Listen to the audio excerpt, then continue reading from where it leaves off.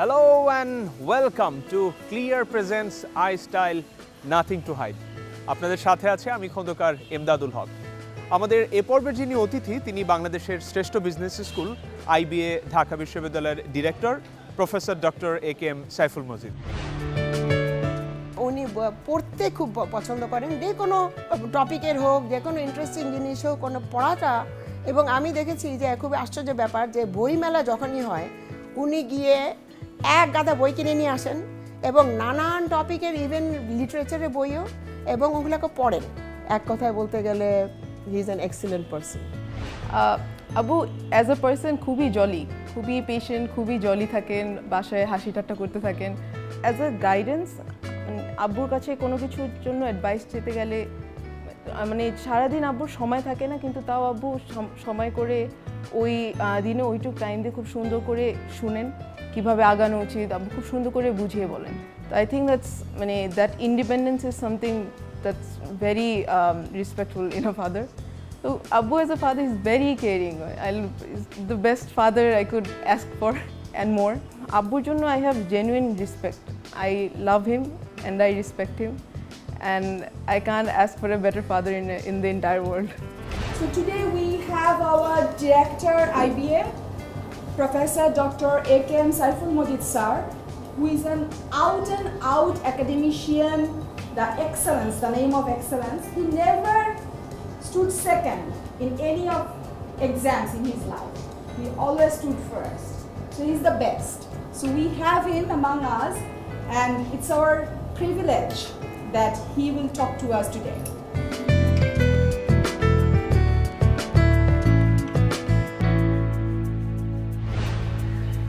আপনি তো খুবই ভালো স্টুডেন্ট ছিলেন, পুরো পাকিস্তানের ফার্স্ট হয়েছিলেন ম্যাট্রিকুলেশন যেটা। Tell us something about your childhood, পড়াশোনা, স্কুলিংটা বেসিক্যালি আমার শুরু হয়েছিল শেরপুর থেকে, শেরপুর ভিক্টোরিয়া একাডেমি, এবং সেখান থেকে ক্লাস 7 পর্যন্ত পড়েছি। পরে আমি ক্লাস 8 থেকে রাজশাহী ক্যাডেট কলেজে ভর্তি হই, এবং এসএসসিতে আমি পুরো পাকিস্তানে হিউম্যানিটিস গ্রুপ থেকে হায়েস্ট মার্ক পেয়েছিলাম পুরো পাকিস্তানে, এবং সেই জন্য তদানীন্ত যে গভর্নর ছিলেন উনি একটা গোল্ড মেডেল দিয়েছিলেন আর কি, এই অ্যাচিভমেন্টের জন্য আর কি। এবং পরে এসএসসি এইচএসসিটাও আমি রাজশাহী ক্যাডেট কলেজ থেকে শেষ করেছি। তারপরে আমি একটা বৃত্তি পেয়ে গেলাম সোভিয়েত ইউনিয়নে, সেখানে গিয়ে পড়াশোনা করেছি, মাস্টার্স ডিগ্রি করেছি। জার্মানিতে কিন্তু আমি 4টে বিশ্ববিদ্যালয়ে পড়াশোনা করেছি আর কি। ভাষা শিখেছি 2টি বিশ্ববিদ্যালয়ে, এবং আমি ডর্টমুন্ড ইউনিভার্সিটি থেকে এমবিএ যে ওদের ডিগ্রি আছে সেই ডিগ্রিটা করেছি। পরে পিএইচডি করেছি। আমি আবার কাসেল ইউনিভার্সিটি আছে একটা নামকরা বিশ্ববিদ্যালয় আর কি, সেখান থেকে আমি পোস্ট গ্র্যাজুয়েট একটা ডিপ্লোমা করেছি এডুকেশন অ্যান্ড ডেভেলপমেন্টের উপর আর কি। 87 সালের দিকে আমি came back to Bangladesh with my wife. With my wife মানে এর মধ্যে বিয়ে হয়ে গেছে। কোন সালে বিয়ে হলো? 84 সালে। ম্যাডাম তো ঢাকা ইউনিভার্সিটিতে কাজ করেন, আপনাদের সাথে কত বছরের সম্পর্ক ছিল? মানে আমার কিন্তু সেটেলড ম্যারেজ আর কি। আমি 84 সালে বেড়াতে আসলাম দেশে, সেটেলড একটা ম্যারেজ হয়ে গেছে 84-এ। পরের বছর আমার ওয়াইফকে জার্মানি নিয়ে গেলাম, এবং দেখলাম যে ওর দেশে আসার আগ্রহ খুব বেশি আর কি। তো আমরা 87-এ ব্যাক করেছি দেশে। ব্যাক করে আমি চাকরি শুরু করলাম। প্রথম মাইডাসে ছিলাম, মাইডাস না এটা এই আছে অল্প সময়। এর মধ্যে আবার রাজশাহী ইউনিভার্সিটি চাকরি পেয়ে গেছি অ্যাসিস্ট্যান্ট প্রফেসর হিসাবে। রাজশাহীতে গিয়ে বছর 1.5 ছিলাম, এরপরে ঢাকা ইউনিভার্সিটিতে চাকরি পেয়ে গেছি, এখানে চলে আসছি আর কি। আমি যদি স্যার আপনার ফ্যামিলিতে আবার একটু ব্যাক করি, কয় ভাই বোন ছিলেন আপনারা?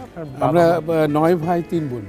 স্যার আপনারা ফ্যামিলি যথেষ্ট বড় হলেও আপনাদের সব ভাই বোন কিন্তু পড়াশোনা অনেক ভালো ছিল। আপনার বড় ভাই ওই সময় বুয়েটে প্রচণ্ড ভালো রেজাল্ট করেছিলেন, বাবা মার খুব বুয়েটে করেছিলেন, বিশেষ করে ম্যাট্রিকুলেশন খুব ভালো রেজাল্ট করেছিলেন উনি। ওই পুরো ইস্ট পাকিস্তান বোর্ড থেকে 17th পজিশন পেয়েছিলেন আর কি।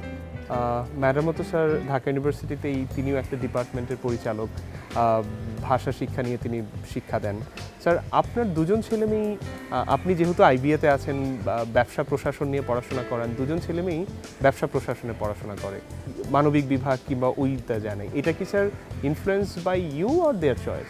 হ্যাঁ, এটা ওদেরকে যে একেবারে টোটালি ইনফ্লুয়েন্স করেছে সেটাও না, ওদেরও মতামত ছিল, ওরাও ভেবে চিনতে এটা এই এরিয়াতে এই ব্যবসা প্রশাসন শিক্ষায় চলে আসছে আর কি।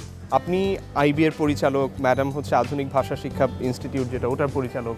দুজনই আপনার ঢাকা বিশ্ববিদ্যালয়ে অনেক গুরুত্বপূর্ণ দায়িত্ব পালন করেন। ফ্যামিলি থেকে স্যার কোয়ালিটি ফ্যামিলি টাইম যেটা বলে, ওটা কি ম্যানেজ করতে পারেন? আমাদের মধ্যে একটা আন্ডারস্ট্যান্ডিং হয়ে গেছে এবং এটা কিন্তু যেটা আমরা দুজনে মিলে এটা ম্যানেজ করছি এবং দুই ছেলে মেয়েকে আমার ওয়াইফে যথেষ্ট সময় দেয় এবং আমি গিয়ে ছেলে মেয়েদের সাথে লাইভলি ইন্টারাকশন হয়।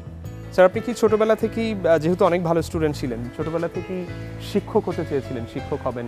হ্যাঁ, ছোটোবেলা থেকে আমার শিক্ষকতার প্রতি বেশ আগ্রহ ছিল আর কি, এবং আমার পিতামাতাও কিন্তু অনেক উৎসাহিত করেছেন। বিশেষ করে আমার পিতার উৎসাহটা অত্যন্ত, আমি ওনাকে আমার রোল মডেল হিসেবে দেখতাম আর কি। আমি যেহেতু শিক্ষকতায় চলে আসছি, তো আমরা এখন এটা রেমদার চলে আমরা রুমে গিয়ে এই ব্যাপারে একটু কথা বলি।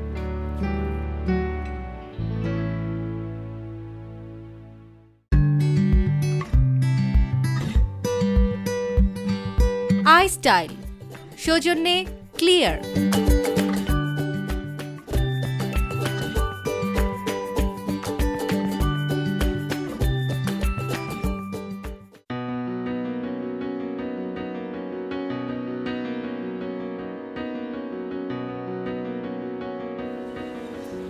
স্যার বাংলাদেশের সাকসেস স্টোরিতে আইবি এর অবদান কতটুকু?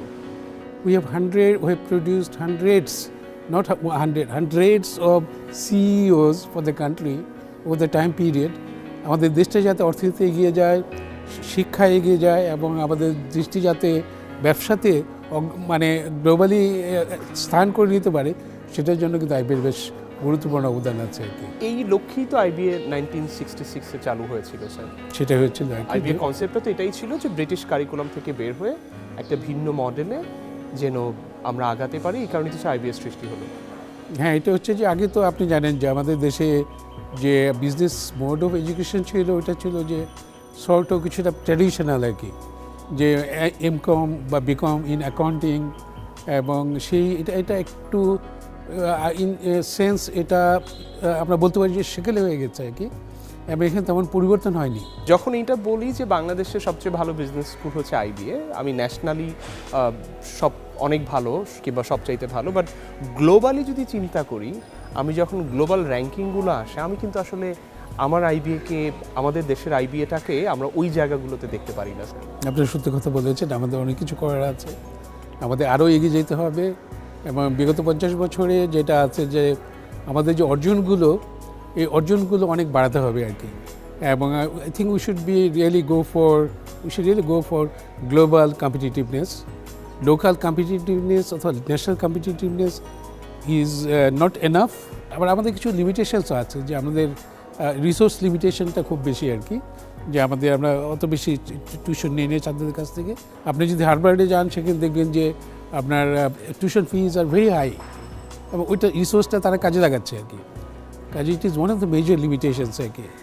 তারপরে আমাদের এখানে খুব হলেও ওই জায়গা থেকে তো প্রাইভেট ইউনিভার্সিটি যেটা হয়, তাদের ফান্ডিংটা আসলে স্টুডেন্টদেরই করতে হয়, নিজেদের করতে হয়, বাট এখানে তো একটা বড় আপনাদের হেল্প করছে হচ্ছে সরকার।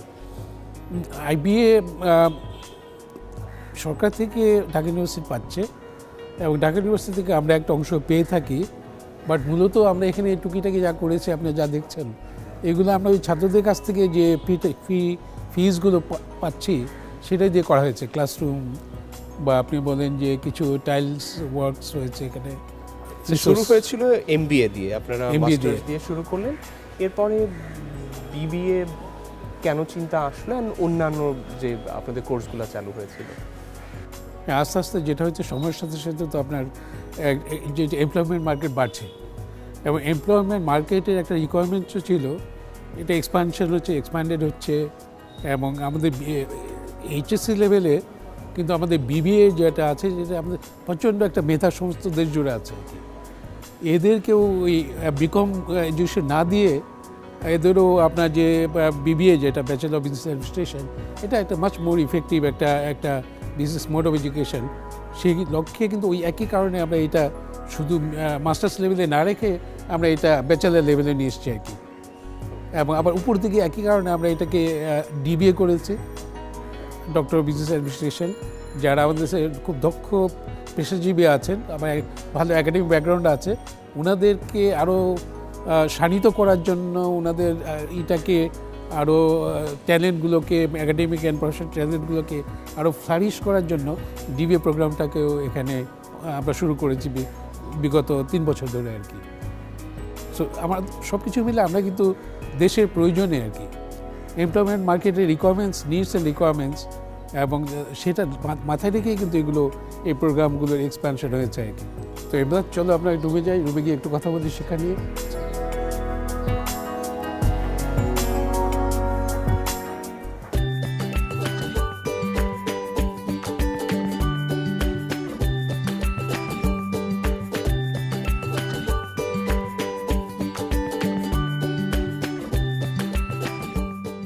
স্যার, আপনারা তো আইবিএতে যে স্টুডেন্টগুলো আসে তারা একদম টপ স্টুডেন্ট, দেশের টপ স্টুডেন্ট।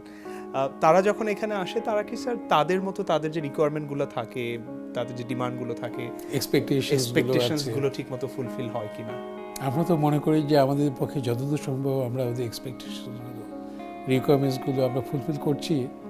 তারপর তো এক্সপেকটেশনটা অনেকটা সাবজেক্টিভ আর কি, মানে different students, different people have different expectations. In general আমার মনে হয় যে আমরা বেশ খানিকটা আর কি এখান থেকে তাদের এক্সপেকটেশনস, রিকোয়ারমেন্টসগুলো আমরা ফুলফিল করছি আর কি। এবং আমরা চেষ্টা করছি যে এটাকে, আইবিএকে আরও ফার্দার ডেভেলপ করার জন্য, to make it more competitive. এবং আমাদের কারিকুলাম আমরা রিভাইজ করছি, আপডেটিং করছি। অ্যান্ড এছাড়া আমাদের যেটা আছে যে we trying to bring very distinguished Professor's, আপনি যারা উন্নয়ন পরিকল্পনার কথাগুলো উন্নয়ন পরিকল্পনার কথা বলছি আর কি। কতগুলো ডিস্টিংগুইশ চেয়ার তৈরি করার প্রয়োজন। আরেকটা হচ্ছে যে ডিজিটাল ক্লাসরুম করা আর কি। ডিজিটাল ক্লাসরুম হলে কিন্তু দিস ইজ ভেরি অ্যাচিভেবল। কারণ মনে করেন যে একজন, আপনি যেমন ফিলিপ কটলার নাম বলেছেন, ওনাকে সবাই চেনে পৃথিবীতে, অ্যাটলিস্ট মার্কেটিং এরিয়াতে যারা আছেন। উনি কিন্তু আমেরিকাতে বসে ক্লাস নিচ্ছেন, ক্লাসরুম যদি ডিজিটাল হয়ে যায় আর কি। এবং আমাদের এখানে যারা শিখছে তারা কিন্তু ওনার সাথে একটা ক্লাসরুমে ফিজিক্যালি যেভাবে ইন্টারাক্ট করে, সেরকম ইন্টারাকশন কিন্তু এই ক্লাসরুমে সম্ভব আর কি। আমরা কোলাবোরেশনে যাচ্ছি পৃথিবীর বিভিন্ন ভালো ভালো বিশ্ববিদ্যালয়ের সাথে, এবং তাদের কাছ থেকে আমরা কিছু শিক্ষক, কথাবার্তা হয়েছে, কজন আসছিলেন শুধু গত প্রায় 1.5 বছরে ইন্ডিয়ান ইউনিভার্সিটি ব্লুমিংটন নাকি 4টা ডেলিগেশন আসছে আর কি, ওয়ার্কশপও করেছে। স্যার, মোস্ট রিসেন্টলি সিঙ্গাপুরে স্যার আপনি 7th Asia's education leadership award পেয়েছেন। কংগ্রেচুলেশন আপনাকে sir. Tell us something about it sir. Thank you আর কি। যারা এডুকেশনে লিডারশিপ দিয়েছে তাদেরকে কয়েকজন সিলেক্টিভলি অ্যাওয়ার্ড দিয়েছে, কয়েকজনকে মুসলিম আর কি। তো সেখানে আমাকেও এশিয়াজ এডুকেশন লিডারশিপ অ্যাওয়ার্ডটা দেওয়া হয়েছে আর কি। প্রিমিয়ার বিজনেস স্কুল থেকে আমরা যে এন্টারপ্রেনারদের যে ফুটপ্রিন্ট আমরা মার্কেটে চাই, ওটা কি আইবিএ সেটা কতটুকু দিতে পেরেছে বলে আপনি মনে করেন?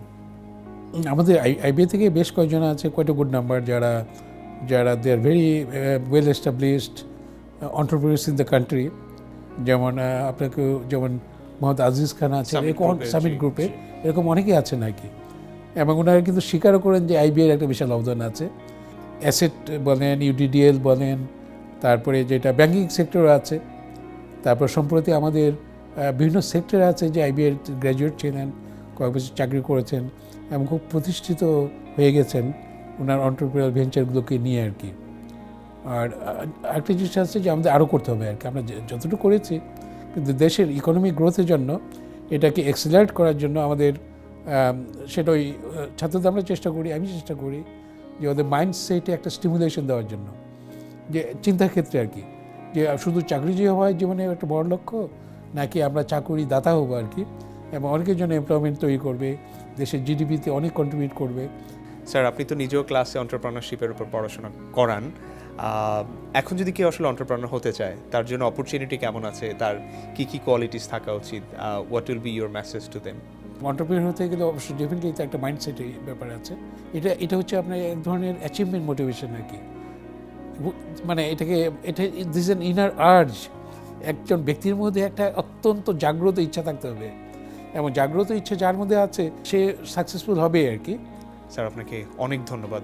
Professor doctor A K M Saiful Majid, আপনি আমাদের অনেক সময় দিয়েছেন। তো অনেক ধন্যবাদ, আপনারা এসেছেন এবং give a lot of time and lot of effort, এবং আপনাদের সব কিছু মিলে দিস ইজ ভেরি এনজয়েবল আর কি। পরের পর্বে অন্য কোনো অতিথিকে নিয়ে দেখা হবে, তার নিজের স্টাইল, তার কাজের স্টাইল জানার চেষ্টা করব আমরা। And until I see you again in next week, I wish you a very good week. Good bye.